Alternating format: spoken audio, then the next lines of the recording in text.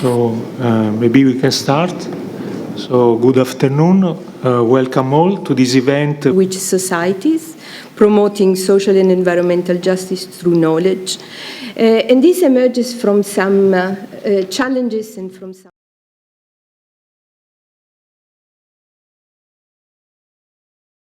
participate in an academic debate, engaging with juniors and senior scholars, in an exchange of ideas on how to promote social and environmental justice through science, discussing with us which policies, but also which politics should be developed. This is, of course, the first important opportunity, and we are glad to have these occasions to discuss with Lorenzo Fioramonti about the big challenges for our societies and the resources that different actors can invest in attempting to address our problems. In these few words of welcome to him, and thanks to our director, Luigi Ambrosio, I want to welcome also the discussants, Mario Diani, professors of sociology and dean of the Department of Sociology in the University of Trento, and Mario Pianta, professor of political economy here at the Scuola Normale, and all of you who accepted to participate in this debate. I would like to root very quickly the forthcoming debate in some global challenges and opportunities that we found in our own research on civil society as well as political and economic institutions.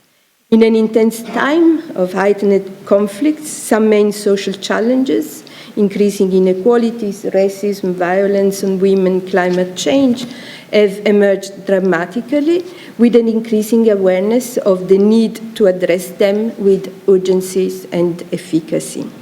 In our class, we have studied, the class is the name of the faculty at the Scuola, we have studied and are studying past and recent mobilizations that point at the everyday consequences of the decline of the capacity or even the willingness of national and international institutions to grant civic, political, and social rights.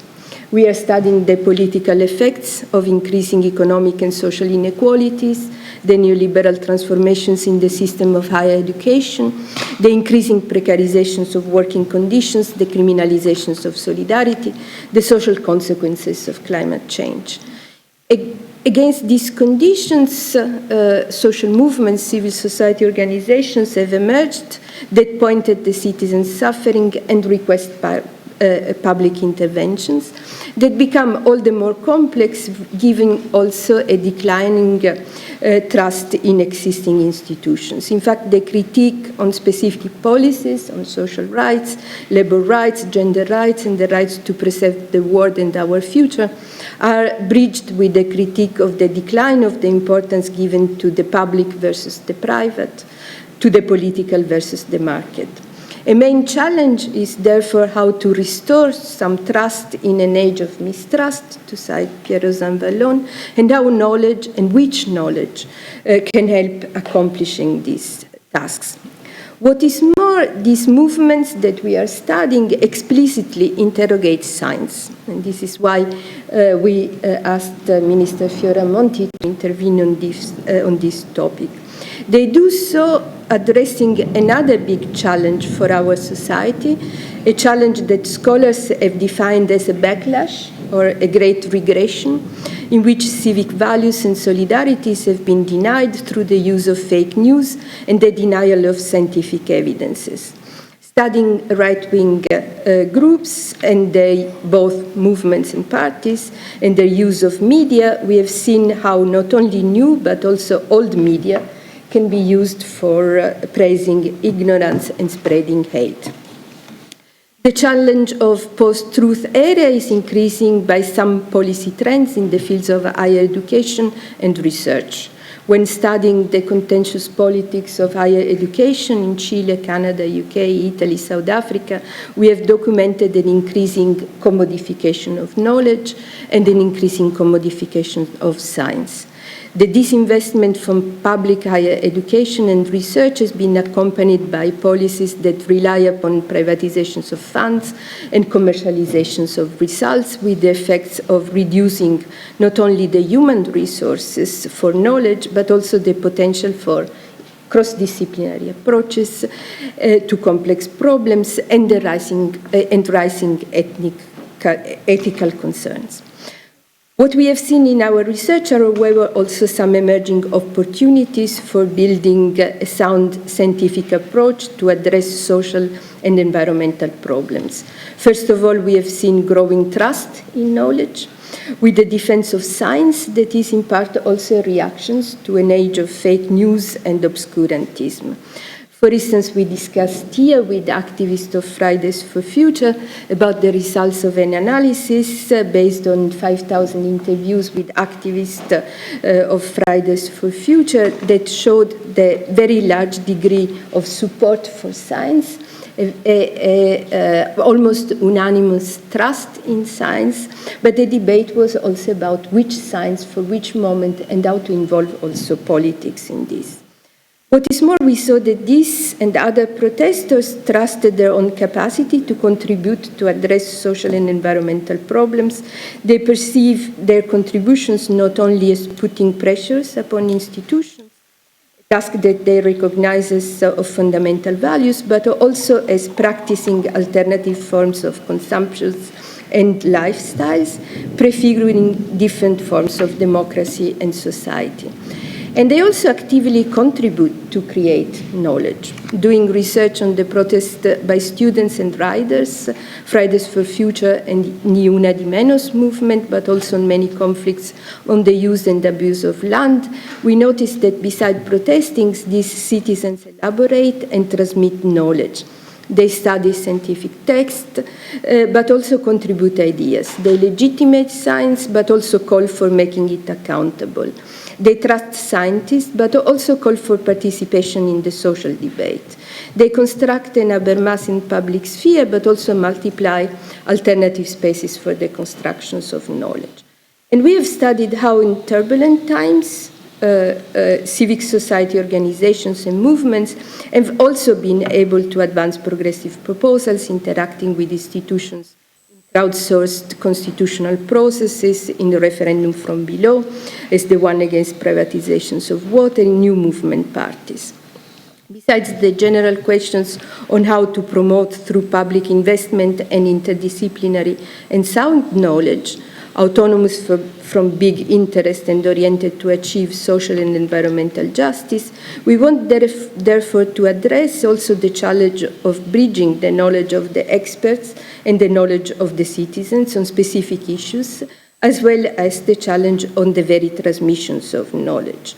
We are interrogating ourselves about how science can help to diagnose problems and single out solutions, but also the needs about finding solutions that are rooted in political visions, and therefore how to combine science, politics, and society. We are interested in learning not only how to disseminate research results, but also on how to construct science through encounters among different forms of knowledge. A final point. Our department has the good fortune of being highly international. In our still short life, 5 years young, in our PhD programs and maybe even in this room, we have students from besides Italy, Austria, Bahrain, Belarus, Brazil, Cameroon, Colombia, Croatia, Cyprus, Czech Republic, Denmark, Egypt, Germany, Greece, Hungary, Macedonia, Morocco, Netherlands, Poland, Portugal, Romania, Russia, Serbia, Slovakia, Sweden, and Switzerland, and Turkey. And we have about 100 visitors from many countries. This plurality of personal backgrounds and academic experience has been an enormous enrichment for us. But how to make science an instrument for promoting social and environmental justice, not only in Italy or in Europe or in the North, but also in the global South, how to recognize and integrate science and knowledge coming from different regions and traditions are all serious concerns for us. For having accepted To discuss about these and other challenges and opportunities for promoting social and environmental justice through science, we are extremely grateful to Lorenzo Fioramonti. Particularly so as in his life as a scholar before becoming a minister, he has contributed important knowledge on the potential of civil society organizations to contribute to address social and environmental problems. He has done so, for example, as he led the Civicus Global Survey of the States of Civil Society, which provided a wide-ranging analysis of key issues facing civil society worldwide by analyzing more than 45 countries on questions of civil society accountability and relations with the state, the market, the role of civil society in governance and development. With a PhD in comparative politics, he has been professor of political economy at the University of Pretoria and collaborated with the Center for Social Investment of the University of Heidelberg, the RT School of Governance, and the University of the United Nations. He has published broadly on the economy of well-being, processes of European integrations, the interactions between economy, politics, and international relations. And besides having been co-director of the academic The Journal of Common Market, he has also been a public intellectual, publishing in the New York Times, The Guardian, the Harvard Business Review, the Press, Das Parlament, the Freitag, the Foreign Policies, and the Open Democracy Net. Ministro Fioramonti, benvenuto. The floor is yours.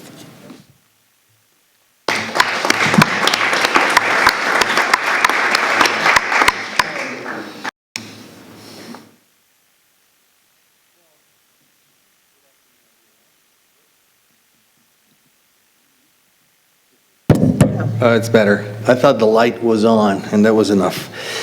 I'd like to thank everyone for inviting me here to the Scuola Normale Superiore for having done this amazing, having completed this miracle of having created this beautiful community in only 5 years. So this is really amazing. It doesn't happen that often that in 5 years you establish such a strong education and research community in Italy. It takes longer usually to do so in this country. So I'd like to thank the many friends and colleagues that I see here around the table and in the audience. As I know some of you personally, I feel at home when I get to be able to take some time off from Parliament and from the Ministry and think more openly about what are the challenges that we face as researchers, as social researchers, and what we can do to make the world a better place, I guess. So the title of my talk is "Which Research for Which Society?" We've been thinking about this title for some time, and usually, when you're a scholar, you tend to be very less bold in how you approach issues because you want to be utterly sure you have all the data, everything is in place before you venture into a more proactive role. But as a minister, I can take the luxury of saying I'm not totally certain that I have all the scientific evidence for what I'm going to say, but I say it anyway because I think time has come for us to have some sort of a bold agenda and a bold statement regarding the role that research can have in society at large. And in this country, we are at the crossroads in terms of how we see the scientific progress and what kind of role we want to play in what is happening around the world. This is why we have placed the issue of research for development as a critical point. Often, people that are not in this room do not understand necessarily the connection between investing in research and building a stronger and better economy. Often, or probably too often, Still too often, there is a sense in societies that we do research because it's useful, it's morally almost an obligation, you cannot not do it, but it's soft stuff that doesn't really have an impact on what drives progress, what drives the economy. So, and this is exactly the opposite of what arguably, I believe, all economists have found over the past 20, 30 years. The countries that invest more in research are also those that are able to achieve better quality of growth, sustained growth, and are able to deal more successfully with a number of challenges that we face as societies. In Italy, unfortunately, we're still suffering from 20 years of significant underfinancing of our research institutions. I say a lot of things that probably you already know, but in this country we have some of the least paid researchers in Europe. We're still the second to last in terms of investment in research compared to GDP. We're falling way below the European average, the European ambitions, and in terms of research and development investment. So there is that's why I say we're at a crossroads, because we have been doing so for so long, and now we're at a point in which, unless we change this, the state of affairs, we may suffer from a prolonged stagnation in the research community. One thing that Italian researchers do pretty well is it's their publication records. So they're quite productive in general. And their productivity is particularly surprising because how do you measure productivity? You measure the output divided by the input, right? And since the input is the little money that the research community is benefiting from, but the output tends to stay relatively steady, then productivity increases. But it's not something to be necessarily satisfied with, because it's also a sign of a bit of what we call in Italy, for those of you who are not from this country, we call the art of getting by, of surviving and making sure that somehow you manage to produce and be active, notwithstanding the challenges you face, which is a great gift for a national community in general, to be very resilient. But resilience usually gets to a breaking point, and then after that you stop being resilient and you start sinking. And I think we're very close to that point. So, but Italian researchers are extremely productive, and so one of the arguments that we make is, how productive could they be if they received enough funding to be able to compete more successfully with their counterparts in Germany? I would say at least within Europe, because then if you compare us to Israel or South Korea, number one, number two in the world, then you're far off the map, considering that the South Koreans invest only in research roughly 4% of their GDP, and we are in Italy around 1%. So so this is the general, I would say, the general framework in this country. But interestingly enough, this debate is happening at a time when there is a growing emphasis globally on the fact that innovation-led growth, innovation-driven growth is the only possible growth we may have going forward, and that the component of innovation and expertise and human capital is significantly important as economies diversify. And so with respect to the economies of the 20th century, you will have less and less the ability of growing and growing well only with other factors of production. So that, if you will, human capital and innovation in the workforce will be a fundamental one compared to other factors of production. And so it becomes really, really crucial, the amount of investment and the quality of investment that goes into research and education. And the second one is the technological revolution. So more and more we see that our societies are changing and our economies are changing, and technology is changing so fast that you do need a generation of people that are in a position to be able to harness that change and drive it towards desirable goals. So on the one hand, the innovation components, the technological disruption make it even more compelling to be able to have a strong focus on research and at least tertiary education, not to speak about education in general.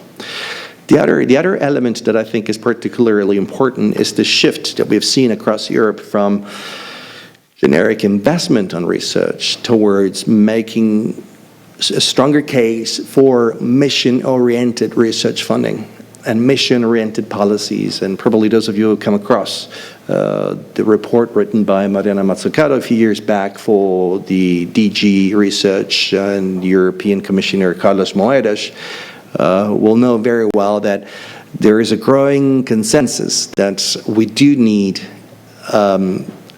stronger focus on cross-cutting and missions that may be able to drive the research effort towards more specific goals. I remember a few years back, Commissioner Moedas spoke about the need in Europe to have a new man on the moon.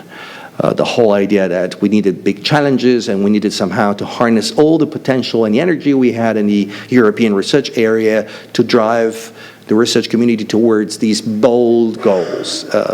Now, being on the moon was bold in the 1960s. I think now we have to, of course, to reframe that with the challenges we're facing in the 21st century, and I have some ideas around that.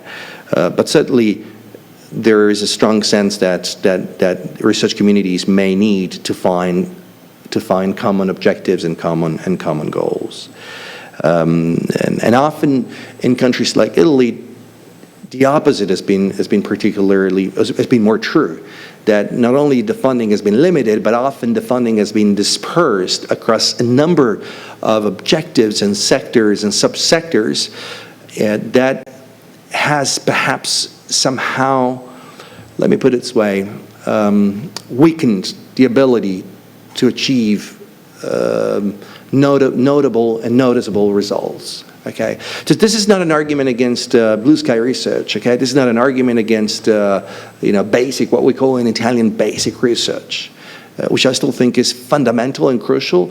But it's also, if you will, it's also about politicizing research a little bit, in a positive sense. So I don't want to get into your field, Donatella. You know this better than me. But I think somehow I see the debate in Europe is moving more and more towards making research a fundamentally proactive component of a vision of society, and almost asking researchers to be out there and making a difference somehow.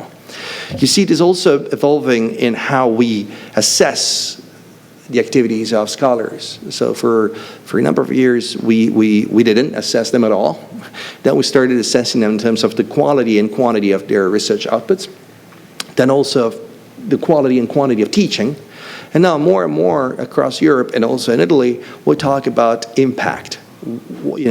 Assessing scholars in terms of how far their ideas travel and what impact they have in public discourse, in the media, perhaps in affecting policies and laws. And so this has become quite mainstream across Europe, and it's becoming more and more mainstream in Italy too, and I've encouraged that personally. And I think it's a great opportunity we have as scholars in this country to be able to say, look, not only are we important and relevant for development, but more and more around the world, there is a sense that research is critical, and researchers can be critical to achieve fundamental objectives and deal with critical challenges. So this whole discourse somehow is happening at a time when there is a reemergence of can I put it this way, a civil society, emphasis on civil society. You guys all remember, well, some of us were pretty young. Some of you were extremely young at the time, but when the Berlin Wall came down, there was this incredible growth of scholarly work on how civil society was the magic bullet, right? I think a couple of books actually put it that way, the magic bullet. You want to fix something, just get civil society to do it. You want to establish democracy, get civil society, they'll do it for you. You want to make sure that, something a country turns from being a dictatorship, an authoritarian government, into an established democracy, fund NGOs that will somehow get there. And so there was a sense of hope and an emphasis on what civil society can do. Then, of course, this came, somehow faded out, and it was a long period in which more realist perspectives were reasserted in a sense that civil society was probably too weak and too disorganized and too vague. But I think with the new challenge of climate change and what we see happening around the world, and incidentally, I'm off to Madrid in a couple of days. I'm the only education minister invited, as far as I know, to speak to the COP25, and I'll tell you more why. But the interesting thing is that when I got invited, they told me, Mr. Minister, you're invited to be one of our keynote speakers, and there's also Greta Thunberg, they said, like in the official invitation. It was like, oh, wow, maybe I can get an autograph. So this is just to say that somehow this idea of civil society being so powerful is potentially coming back with all its weaknesses. But there is at least a rhetorical emphasis on this. And what, as Professor Della was saying, what this new civil society movement is saying is, listen to science, right? So there is a new politicization, a positive politicization of the concept of science again. So if you ask me, I think this is the perfect time for scholars to stand up and say, we need to have a say. We can be a fundamental driver of change. We know that innovation is the main ingredient of growth. We know that the technological revolution can only be harnessed when you have a very highly educated society. And third, probably the greatest challenge we face is somehow requiring scholars to take a stance. And millions of people around the world, the younger generations, are saying, politicians, you don't need to do more than just listen to what science has said. So why am I saying this? Because I think globally there's a perfect storm for scientific research to reassert itself and say, notwithstanding the limited funding, notwithstanding especially in countries like Italy, we do need to be taken so seriously. We probably the best chance that humanity has ever had to go through this crisis and still be successful. And so what have we done at the Ministry of Education, University and Research? We have, first of all, argued that unless we stop this downward trend in terms of public funding to research, Italy will never be able to be a successful economy again.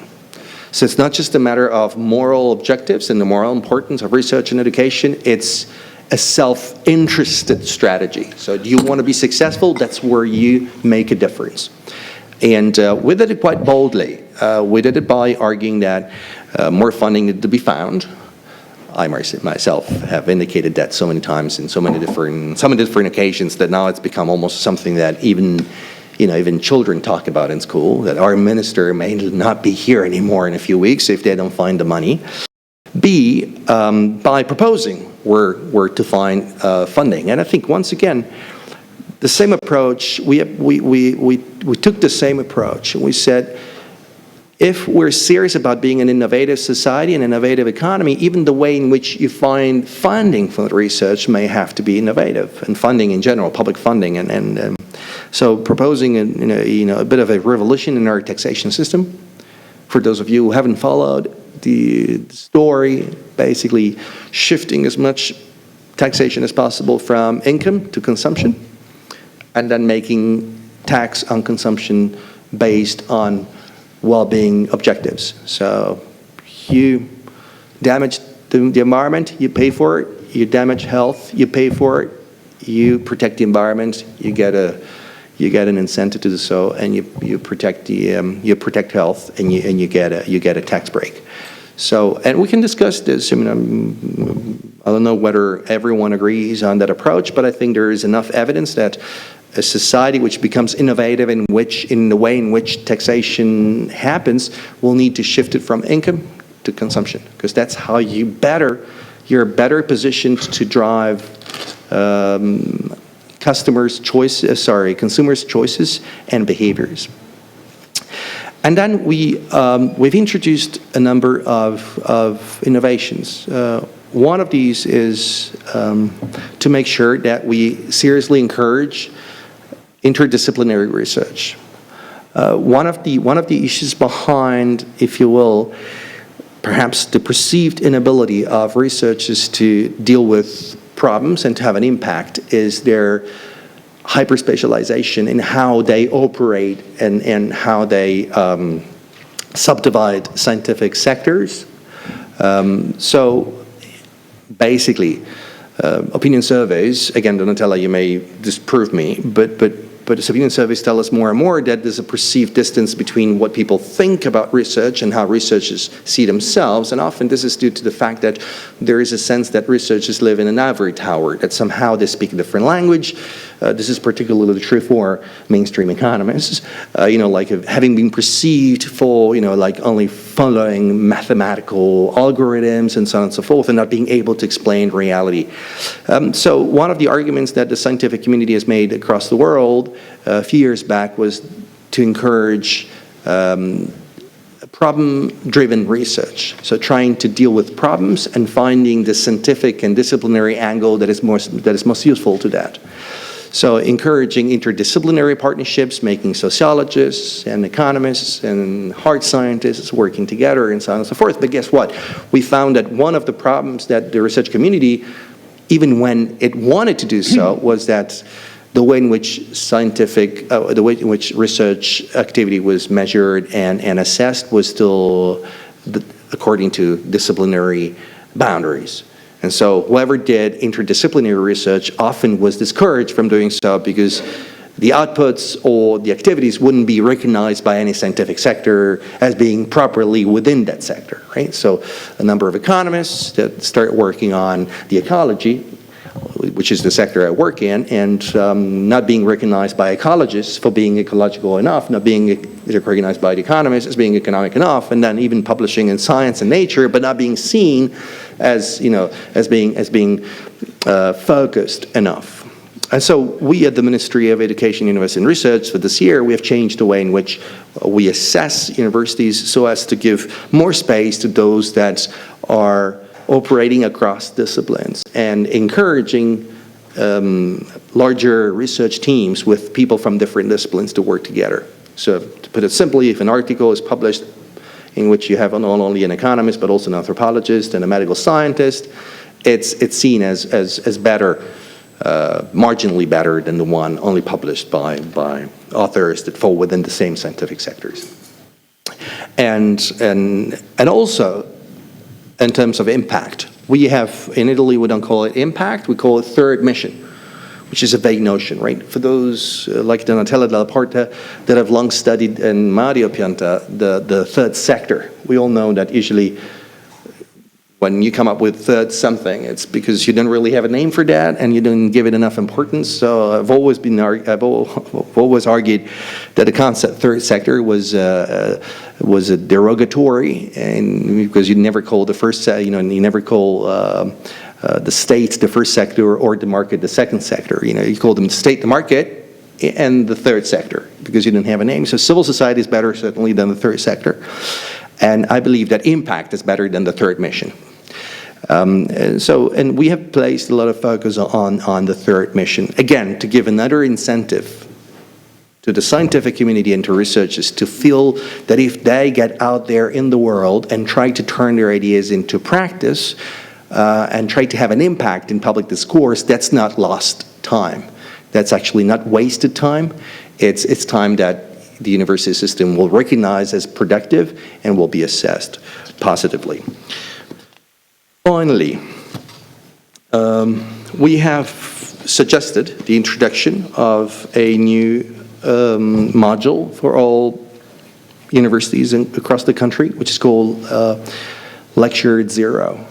And the argument is that sustainable development has become so all-encompassing and so important, and if it's true, as science tells us that we have only a decade to fix what has never been fixed across generations and generations, that needs to be somehow an objective and a point of reference for whoever operates in society, especially those that like to call themselves scientists.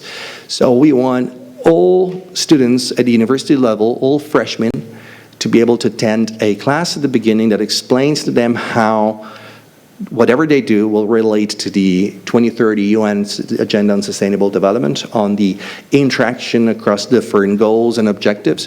It's basically give them a bit of an introduction into thinking in terms of complexity and thinking in terms of complex relations between different knowledge areas. The ultimate aspiration is to make sure that whoever is trained at a university will in the end be a specialist in one field, but also able to connect that field to other fields. We need to avoid what cognitive scientists call learned autism. Knowing a lot about one thing and ignoring entirely how that thing relates to the rest, which is often what universities do. And often they get encouraged and rewarded for doing so. So that is the ultimate objective. We're starting with that one. In terms of our national program for research, we've also put sustainable development and well-being, what we call economic and equitable and sustainable well-being, into at the core of how the program will design the research systems going forward. And then probably one simple introduction of something in schools that has probably have come across these days because it's the news has gone around the world, and that Italy will be the first country in the world to teach sustainable development in all schools from grade 1 to the end of high school. And this is particularly crucial. The idea is to help socialize children into thinking in terms of connections, into understanding that there's a connection between the economy, society, and the environment. And these realities are not isolated, but they're all interconnected. And perhaps preparing our cultural systems to embrace more easily an idea of scientific unity in the future. And finally, one element which I think is quite important, and we've been working on that as well, is to strengthen the ability that the research community has to interact with industrial systems at all levels, including all types of scientific approaches, hard sciences and social sciences, because of a recognition not that you need to research for the market, but because of the potential impact that research can have on improving market conditions. So if our researchers have to have that impact, remember what I said about the third mission, then we need to encourage an ongoing conversation between the research community and market forces so that that research community can help shape the objectives and the functionings of the market. And we fundamentally believe that at the time of this ongoing industrial revolution that we see happening around the world, you can call it Industry 4.0, the fourth industrial revolution, whatever it is, that there is a need for social sciences in particular to help drive the process so that it's not technology driving science, but it's the scientific awareness of the objectives that we as a society want to achieve that help us drive the technological disruption. So to sum up, Italy is at a crossroads, as I said, and the only way, according to me, for us to make sure that we overcome the present challenge is to realize that research is so crucial. It's so crucial from an economic point of view, it's so crucial from a technological point of view, and it's so crucial to deal with the great challenges we face. And I see a lot of elements that make me believe that we may make it. more and more social movements around the world are putting science at the center of the political discourse. We realize more and more market forces are realizing that we do need a strong research community and a strong research system in order to become competitive through this industrial revolution. And there is a growing political sense, because of this mission-oriented policies and so on and so forth, that through a strong research community, you have a strong approach to technology-driven development, and that can make a country or a continent more successful. So if we're good at harnessing these new discourses, we may be able to turn the problem on its head and become and make sure that this country and this continent will finally realize the incredible potential that we have and push for a fundamental financial and as well as scientific revolution regarding the research community. Thank you.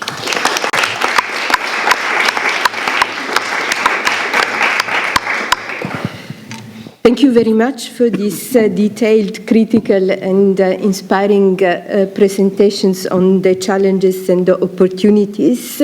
We also found in our research that there are the conditions for a perfect storm, with science and progressive social movement potentially legitimizing each other, and that the politicization of science is also a way to create opportunities. Politicization means two things. One is conflict, and I think that conflicts are also positive for our societies, and the other one is singling out institutional responses.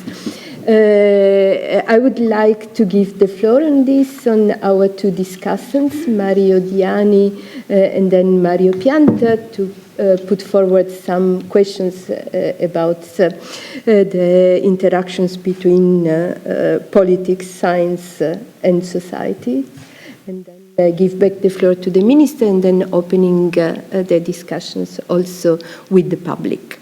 Thank you very much, Mario. Okay, thanks very much. Very inspiring talk, I agree, and so I can't agree more with the general spirit of the argument, but let me try to offer some more problematic evaluations. I just finished reading a book about the story of Olivetti, the computer machine, and the reason why I'm from Ivrea and people from Ivrea, we spend all the time reading books about Olivetti and thinking of the good old times. It's a very revealing story of innovation and failed innovation. I don't know. Olivetti is best known for the typewriter. Some of them are even on display in New York at MoMA. And there was also, maybe it's slightly less known that they were the first, arguably, to create the prototype of a personal computer, P103, back in 1965. It sold, according to some sources, about 44,000 versions of it. It was not cheap. Mostly to America, and just to give you a reference, the British company, which is very often attributed and identified as the first producer of computers, sold about 350 at the same time. So they were big. And but then they decided that electronics, somebody decided, both in the financial, economic sector and the political sector, but it's not only politicians, that electronics was not worth investing. It was in the 60s, and it was a mall, according to Vittorio Valletta. He was the chief executive of Fiat at the time. It was a mall that needed to be extirpated, and they did it very, very successfully, it has to be said. So they concentrated on other type of mechanical equipments, and Olivetti went bust. Now, what is interesting about the story? The story is that it's an interesting story, I think, first because the elite they didn't show a lot of foresight, but not even civil society did. It was not particularly supported. How did it go about, and what does this story tell us about the conditions of innovation? Basically, Olivetti, the electronic division of Olivetti started with a few very gifted engineers, and the fact that a team was assembled was basically given free rein. They were put together between 1959 and 60, and they took momentum after Adriano Olivetti's death in 1960, but they were given free rein. They were not assigned deliverables, they were not assigned targets, they were not asked to design their plans in work packages. Now, and this is one of the big contradictions that I see in Mazzucato's. I also read that. I don't only read about Olivetti. I also read Mazzucato's report, which at the end of the day it identifies missions. They call it. It could be ambitious plans. Fair enough. But yet again, they have to. She at the same time, I think she gives into the language of the day, which is she needs to measurable objectives. Accountable, measured in terms of accountability. Now, it seems to me that if you look at the way innovation develops, one of the things we can safely say, I'm not a historian of science or technology, but I suspect what we can say is that there is an element of unpredictability. It's not totally random, of course, but there is an element of unpredictability. So, first of all, we need to allow for a lot of dead ends.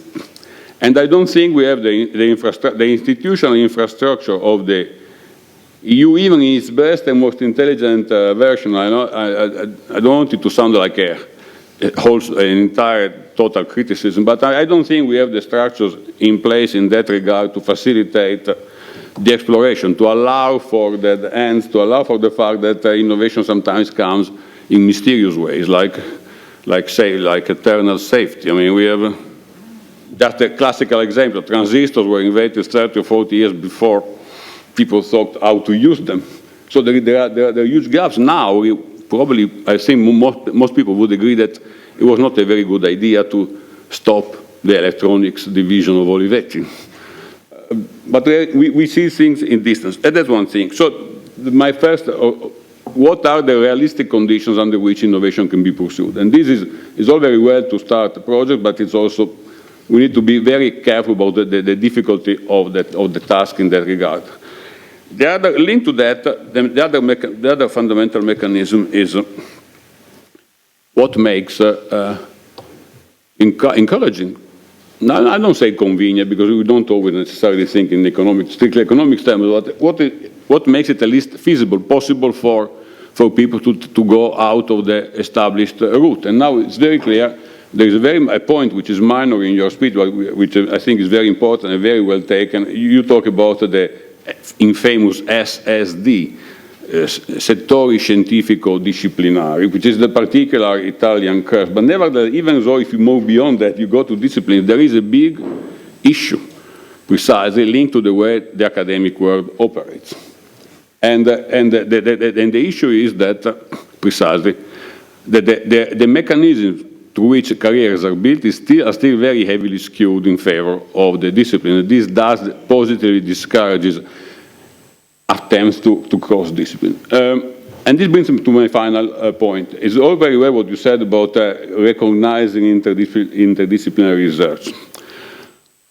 But there is another point that I don't think that, I think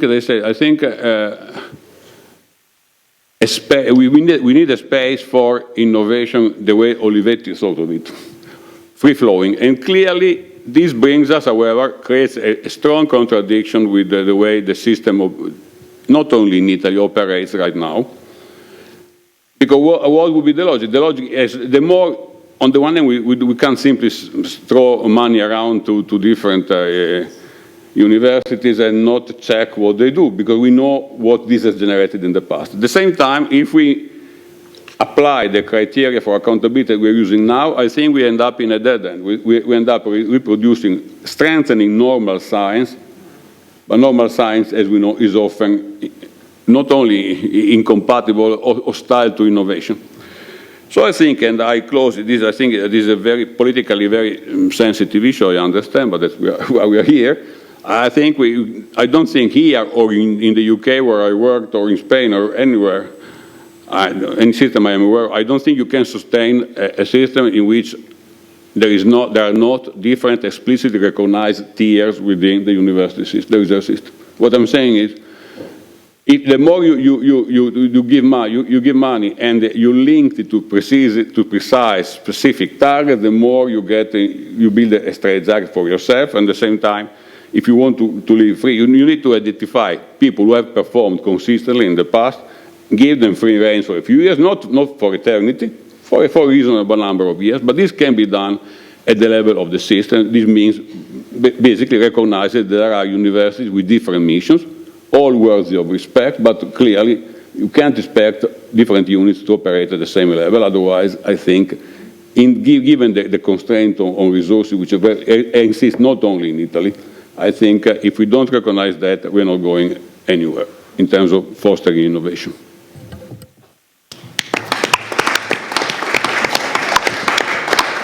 Thank you, Mario Diani, and I give the floor to Mario Pianta for the second discussion. Thank you very much. It's been a pleasure to have you here, Minister Fioramonti.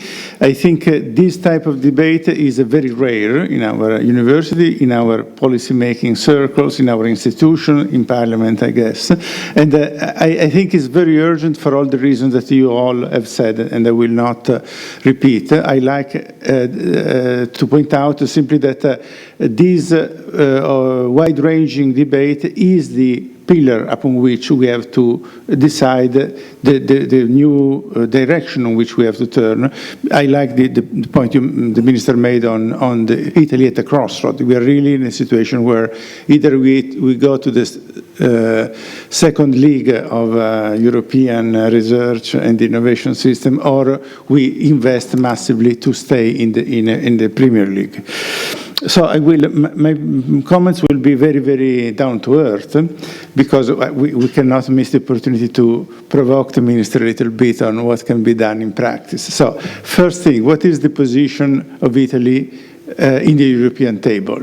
Well, we are talking a lot about the stability mechanism on economic and finance and debt, but an equally important table in Europe has to do with the new framework, the new program for the new budget of the European Commission. And there is a big news there, and it's a very bad news.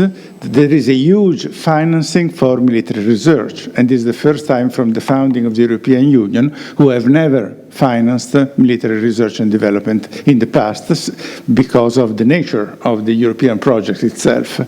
And let me just, I've been working on these topics many decades ago, and the European agenda for research started exactly as a counterpart to the US plan for Star Wars, the idea that you could build defense at the time of the new Cold War.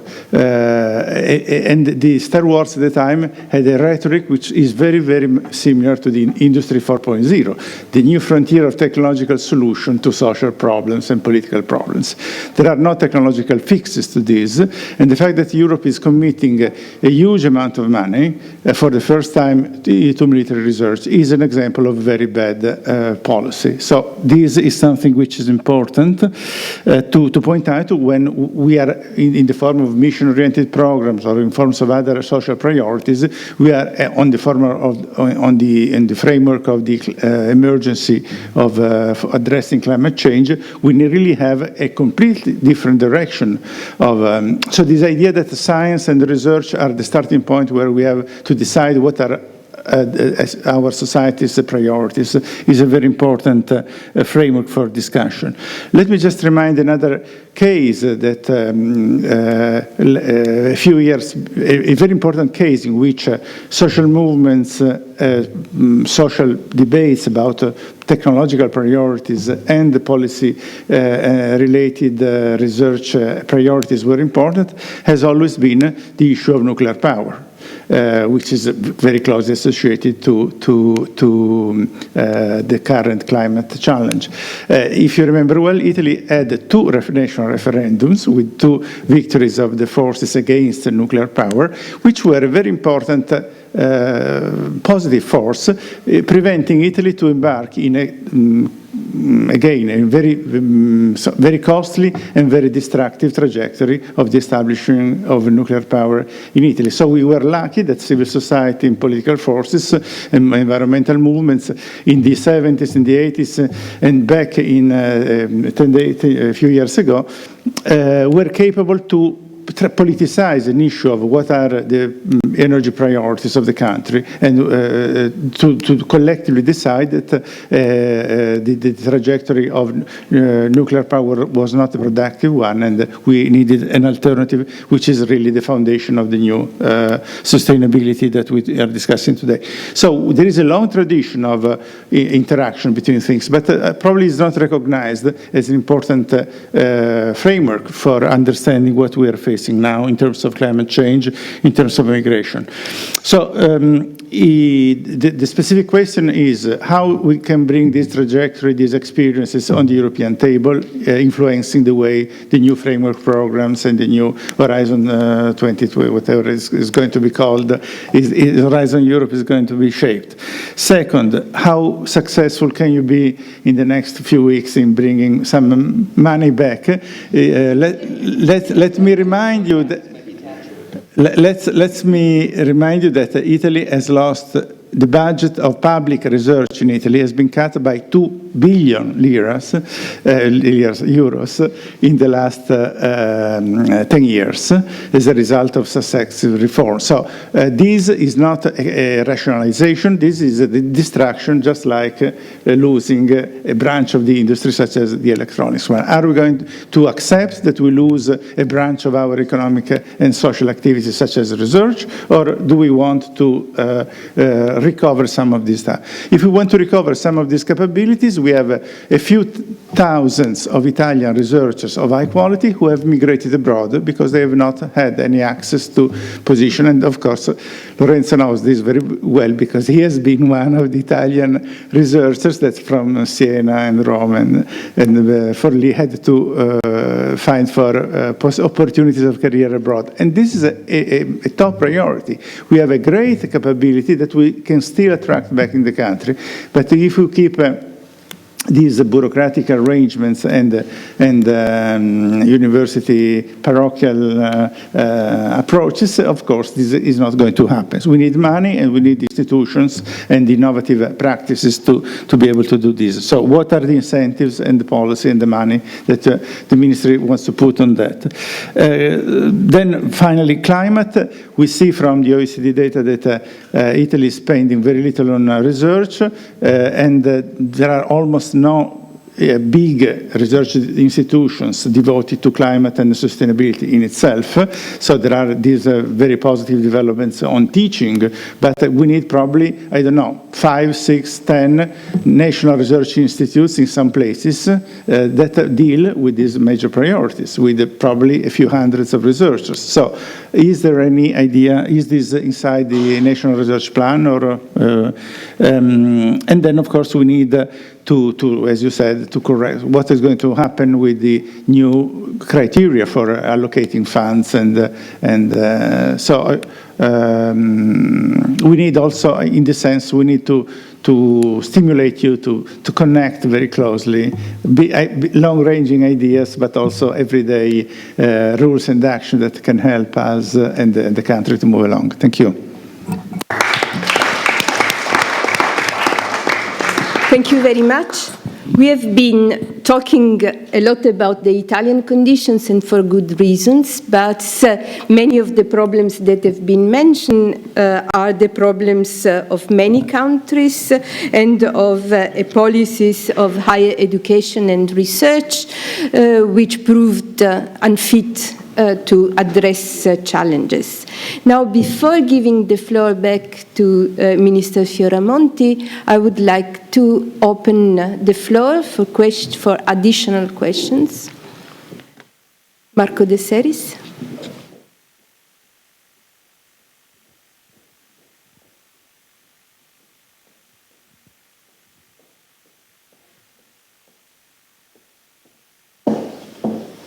Thank you.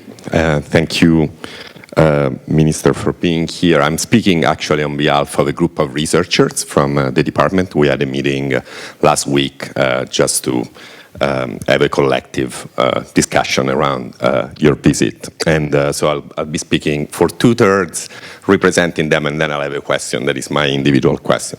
Okay, first, building on everything that has been said, we want to know whether you're going to get the 3 billions that you asked for or not, or less, whether there is light at the end of the tunnel, or you're going to resign. And I'm sure that journalists ask you all the time, but we are also curious to know, because we want to know whether you're going to be our political interlocutor and reference for the upcoming years or not. We also know that over the past 2 years there have been a couple of extraordinary recruitment plans, about, I checked, 30 millions in 2019 and 89 in 2020 for assistant professors nationwide. We want to know whether this is a direction in which the government thinks to go in the future, or whether you're thinking of changing the recruitment criteria, which was also a proposal of the 5-Star Movement, for example, at the last elections, in regard to the researcher professional figure. Here at the Normale, we have an excellent pool of researchers, but because this is a Napoleonic institution, only a tiny fraction of them are actually allowed to progress in their career within the Scuola itself. So this is a privileged place in many respects, but in many other respects it's not, because people feel that just come through here and then they have to go somewhere else, and oftentimes they have to go abroad. And the third question, which is my individual question, I spent 11 years in the United States before coming back, so I'm also a returning brain, as it were, is whether the government has any plan to diversify and internationalize the faculty body in particular, because we know that the degree of internationalization of the Italian university in general is pretty low. Only about 5% of the students come from abroad, and this within a European system that is highly and increasingly internationalized. Now, if you scroll the faculty pages of the Italian university, you wouldn't say that about 10% of the Italian population was not born here, is foreign born. If you look at professors, we are all from here, and you also wouldn't say that the majority of people in this country with a degree and even a PhD now are women. They seem, you would deduct that they're actually for 2/3 men. So whether there are any plans also in this sense. Thank you, Marco. Nicholas? Hello, thanks for the presentation. I'm Nicholas, I'm a PhD student here. And I want to push you to the other side of the question. Like, you talked much about the environmental, but I would like to hear about social justice, because there seems to be a huge problem of financing the innovation and so on. And the creative proposal you have is to tax consumption and not income. But most of the studies we have show that consumption taxation is very regressive. And how do you deal with it? Like, you are proposing promoting environmental justice and instead of social justice? Is this? Francesco? Thank you, Francesco Strazzari, Scuola, Superiore Sant'Anna. Just a brief question building up on what the colleague said about the degree of internationalization. We all know, for example, how concerned President Macron was in proposing the system of European alliances among universities to create a kind of permanent Erasmus plus with muscles to kind of deprovincialize the French universities and so on. I'm wondering whether something like that is being reflected right now in Italy. And as far as the Italian case especially is concerned, whether that any kind of specific emphasis is in light for increasing cooperation in the area where Italy looks attractive, that is North Africa, the Balkans, Eastern Europe. Thank you.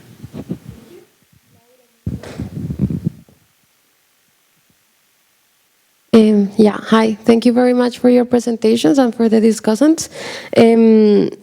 I was just thinking when the minister was talking about this perfect storm for academia right now and research, and it's interesting to know that yes, it's like a very crucial moment in history to gain to highlight the importance of certain discourses that are based on data and in these research-driven thoughts. But also, I think that it's very important to acknowledge that many things are being done in the history of humanity under the flag of science and have been legitimizing a lot of social injustices, also linking with what Nicolas was asking. And I was just thinking, what is the stance right now in Italian academia to also face the fact that in global North and global South there is a drive for decolonizing academia, and also in this idea of the lecture zero that is going to include this sustainability module for everyone since school until university, if there is any opportunity of bringing here world system analysis and the colonial thought. And this also links with the other questions about the internationalization of the academia and how, which will be the challenges and which will be the steps to decolonize Italian academia and contribute to acknowledging this biodiversity, both in terms of nature but also in terms of ecologies of knowledge. Thank you very much. I give the floor back to Ministro Fioramonti with many questions and a few minutes to answer because he has a train, but please, Lorenzo, you have the floor. Yes, thank you. I'm sorry that I need to rush it, but I have to catch a train. I need to go back. Just read the news. We're voting on the first revision of the school system and the university system and the funding and how universities work and all the questions that we've been talking about. And right now, Parliament is voting on it, on our proposal. So I need to rush back. It's a good thing they haven't noticed that I'm here because there's a bit of a break. So thank you for your questions. Everything is extremely useful. Unpredictability of science, absolutely important. That's why I said at the beginning, whatever I say here, it's not against blue sky research. It's not about basic research. I believe that the most fundamental innovations in a society often erupt out of something that was unintended, right? And while we preserve that, and which is one of the reasons why I want funding on the what we call PRIN in this country, which is usually basic research funding for the nationally relevant research projects, right? And I want them to be in the budget law this year. At the same time, I cannot help but emphasize the fact that with the great challenge that we face right now in the next 10 years, we do need a concerted effort by every discipline to work together towards achieving that goal. Because I don't know whether we're going to fix climate change, if we're going to fix it, let's say fix it, deal with that successfully because of technological or social innovation. But I know that unless we somehow work together towards achieving that goal, we may be less likely to actually come up with something that works. And so while we preserve blue sky research and open research, at the same time, I think I'm in favor of a narrative that says we do have a new mission, and the new mission is protecting our planet, and in my view, that should be the one, protecting our planet and making sure that whatever we do has somehow a positive impact on that quest. Often, this is what I say to space researchers, like I look at them and say, look, I'm happy, extremely happy to fund research to go into space, but I want to hope that whatever you do to go into space can also be useful to protect this planet, because it'd be paradoxical that we get to Mars successfully by having invested much less in any research that has to do with protecting Earth. And presently, by and large, I think most countries invest more in aerospace research than they do in ecological research, or climate change research.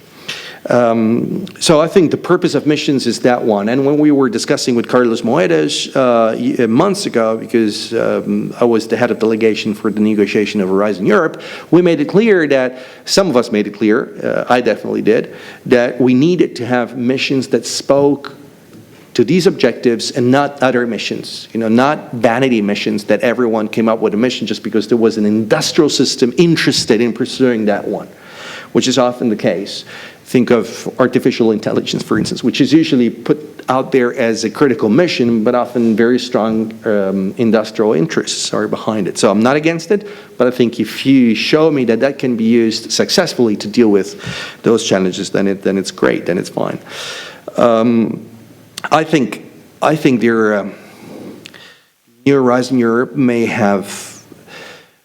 Okay, let's face it. Horizon Europe is, in many regards, a significant step back regarding the previous plans, because Horizon Europe believes that somehow the underlying principle is that only research that is done in conjunction with industries matters, right? So it's only that one that has an immediate application that is worth pursuing, right? And this is why if you read the speeches by Carlos Moedas over the past few months, you will hear that the funding is not just research funding, but it's funding for research put together with the European Innovation and Technology funding, and so it's funding for all of them to pursue something that is marketable. And this is a problem unless we reframe it according to the principles that I've shared with you, so in which it's research dictating the agenda of the market rather than the market dictating the agenda of the research community. And I'm not convinced that unless we politicize research strongly enough, we'll be able to succeed. Okay, so this is why you have to read everything I say in terms of that positive politicization of research. Otherwise, we'll be victimized and negatively affected by this. Mario, you spoke about techno-fixes. This is exactly the same thing. When I make reference to the SDGs, the Sustainable Development Goals, to the concept of sustainable development as economic, social, and environmental sustainability, I want to make sure that the social is strongly involved in this. I think the more we talk about sustainable development, the more we make sure that social sciences have a say, which I think is critical, that we understand that social innovation is equally important as technological innovation, that there is no real technological innovation without a social goal, and this is often a debate that it doesn't happen out there. You think technological innovation is per se neutral. That's not true. We know technological innovation has never been neutral and without the social component. In a sense, I'm responding to your question as well. Speaking about sustainable development is not just speaking about the environment, it's about speaking all the different components of sustainable development. SDG 10, reducing inequalities, poverty reduction and eradication, gender equality, gender issues, the gender bias, and so on and so forth. I think in a sense, it's not my favorite narrative, but it's the one that we have, and it's been ratified by all countries, so I can speak to Bolsonaro. With difficulty, I'm sure, but he will need to agree that his country has ratified that. So it's not a narrative he can reject. And any other narrative at this point, we don't have time to build another one. We have one that has been accepted. I think we need to use it fruitfully. And I think the sustainable development narrative works pretty well because it's cross-cutting. The money, will I get enough money? I don't know. I'll tell you at the very end, but I can tell you that every single time I get a little bit more money. So I can tell you for sure that we're going to have an extraordinary recruitment plan for young researchers, the RTDB. I hope it's going to be as good as the one that I made, because I made last year's, which was 1,511 people. It was going to be 1,100, possibly 1,200, had it not been for me to say, no, we need to make sure that it's going to be above 1,500. We're going to have that. Recruitment will probably be changed. There is now a proposal in Parliament being discussed, and it's the principle behind it. And our ministry may get involved at some point to simplify it, but the principle behind it is that one thing we haven't discussed in this country, not only is it hard to become an academic, an established academic, but usually that happens very late in a person's life. And we need to make sure that it happens earlier, that it's easier and it happens earlier. I became full professor at 36, and I think that should be the norm. And I have way too many friends and colleagues that are 50 plus and are not yet full professors. Some of them are not even full-time and permanent. So, and there are many reasons why. One of them being the fact that we all know, men and women, we are much more intellectually productive between 30 and 40 years of age than we are between 40 and 60. Don't take it personally, guys. I'm 40 plus, so I she's the exception. So it's a journey, and every step of the way you make some progress. So if I manage to get hundreds and hundreds of scholarships for students to study, because we have the lowest number of graduates and university students in Europe, that's a success. It may not get to the point I want to get to, but it's better than not having it all. If I can get 1,200 new research assistant professors, that is better than not having it all. In terms of internationalization, and I can give you more. I mentioned the nationally relevant research projects. Also on those ones, we're working hard. You probably may have read that I have taking a position which is relatively different from the one of our Prime Minister regarding the National Research Agency, and thinking that you can only have a National Research Agency, which I support, when it's A, driven by scientists and not by politicians, and B, when the research community has enough funding to operate anyway. You cannot have an agency that draws research money away from the research community. Then you're creating a parasite rather than something that can encourage research. So we can only have a research agency when we get to a level of floating level, where the research community, I'm not saying that it needs to prosper, but it needs to stay afloat. Internationalization, fundamental objective and goal. I myself have had a very international career, and I believe that this is crucial, and we're trying to encourage that as much as possible in universities in terms of how we assess the performance, but also in terms of how we create opportunities for Italian universities to deal with the rest of the world, also after Brexit. I see Brexit as a great opportunity for many universities in this continent to be able to further internationalize themselves. I just came back from China. The Chinese are all flocking to the UK. It makes sense. But now, well, if Brexit happens and universities in the UK will no longer be an access point to get into the European market, a lot of them may need to reorient themselves towards other European member states. And I think Italy has to be there. We're already behind France and Germany regarding that, but we have launched a new portal which is going to help a student in another country to be able to go onto one single website and look for information as to how to study in Italy, what documents you need, where to study when you have a specific interest. Nowadays, if you want to study in this country, you need to go on tens of different websites, often written in Italian, and figure out how to study and what to study and how to pay and which documents you may need, depending on the country you're coming from. So that's a hurdle. It discourages applying to study at an Italian university. I have to tell you, I think you probably, Mario, I'm not sure which of the two Marios here was mentioning that, but studying sustainable development, studying climate change, I agree with you. We need a stronger research infrastructure for that. One thing we've done was to create a technopole for sustainable development in the city of Taranto in the south. The main reason being trying to put money into cutting-edge research on how to decarbonize the economy, and doing so in the city that represents the carbonization of everything. So both a social and a scientific goal. It's a time-consuming and relatively complicated process, but we've just started. We have put a few millions into it, and it's going to start next year. Next year, meaning in a couple of months.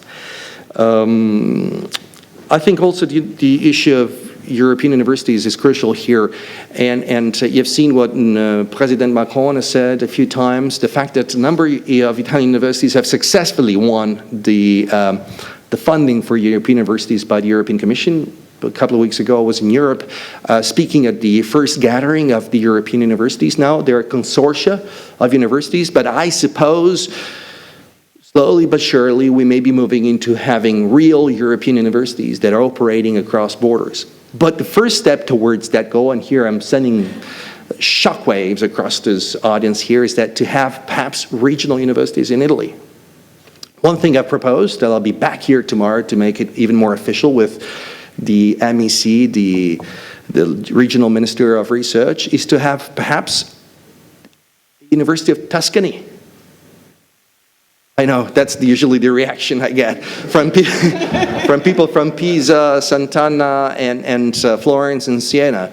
What I see often, we're organizing our presence in Dubai, right? And in Dubai, you have MIT has invested something like $150 million to be present in Dubai. MIT, one university. Stanford, Harvard, you name it. Even many big European universities. Honestly, when you get there, you see the little tiny dwarfs that Italian universities are. Small, invisible. Now, it wouldn't be a bad idea, perhaps, to be there as a bit like the federation that Sant'Anna, Normale, and USS have created, to retain your individual structure, but to present yourself with a regional, perhaps stronger presence, like the UC model. University of California. You go to Berkeley, you go to LA, you go to Davis, Irvine, and so on and so forth. You have different universities, but all of them present themselves as one single network. Even just achieving that in a region in this country would be a great success, to show that it's possible to go beyond your little backyard and to become a stronger organism that can operate more successfully. So this is one proposal that I'm making. And on decolonization, and I close, I completely agree with you. I spent 17 years of my life in Africa, so I know what thinking about decolonization and the means, and how important that is to be able to regain a more honest understanding of how complex reality is. And again, I believe that the Sustainable Development Agenda, with its internal complexity, with the need for an interconnected understanding of society, helps us also understand, or at least try to remove the social and ethnic and gender-based bias that we see reflected in a lot of our knowledge.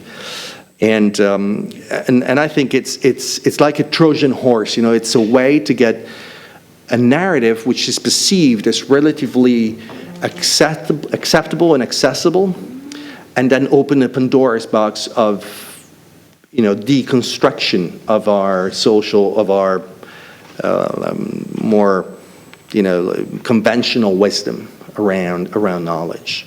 So again, I see the Sustainable Development narrative as a way to introduce complexity and systems thinking into our approach to science. And that allows us to see how interrelated everything is from a social and, if you will, a technological point of view. Reconciling hard sciences and social sciences as well. So, in closing, as I said, and I believe that perhaps to a certain extent even the Fridays for Future movement, the civil society mobilizations around the climate, are not just about the climate. The other day, my son sent me a picture from Berlin where they were mobilizing. My family's directly involved with the Extinction Rebellion movement and so on. So my son sent me this picture, and it was pretty telling. It said, fighting with environmentalism without fighting against capitalism is gardening. That's what it means. What it said. So in a sense, there is an understanding that the climate change, the fight against climate change, is the fight for a better world. It's not just a fight against CO2. And that you do need the social and the technological, the convergence between social and technological knowledge in order to achieve those goals. And you need to somehow call everything into question, because it is social transformation that is needed. And the climate quest is a way to make social transformation more, to make it more pressing across society than it's ever been before. Thank you.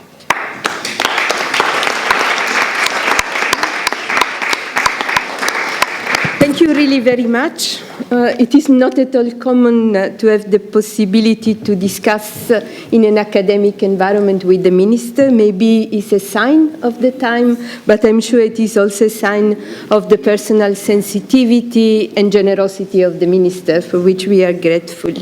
We would like to meet you again, and we would like to meet you again as Minister of the Italian Minister of Education. So we wish you all success in the budget and other negotiations in Italy and in Europe. Thank you, Lorenzo. Thank you.